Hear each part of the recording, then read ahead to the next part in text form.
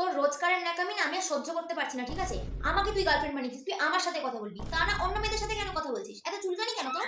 আমার মাথাটা কিন্তু গরম করাস না তুই। প্রিয়াকে এক্ষুনি সব জায়গা থেকে ব্লক কর। আর তুই যদি ওকে ব্লক না করেছিস, তোর একদিন কি আমার একদিন। তোর ফোন বিজি ছিল কেন? মা ফোন করেছিল। তোকে না আমি একটুও বিশ্বাস করি না। তুই তোর কল লিস্টের স্ক্রিনশট তুলে এক্ষুনি আমাকে সেন্ড করবি। তোর ফেসবুক আর ইনস্টাগ্রামের পাসওয়ার্ডটা আমাকে একটু দিস তো। কেন মানে? আমি বলেছি তাই? না আমি দেখবো তুই কটা মেয়েকে মেসেজ করেছিস। ও আচ্ছা, বন্ধুদের সাথে বেরোচ্ছিস। না আমাকে একবারও জিজ্ঞাসা করার প্রয়োজন বোধ করিস তুই? এত ফুর্তি কি করে আসে তোর? কোথাও যাবে না, বাড়িতে থাকবি।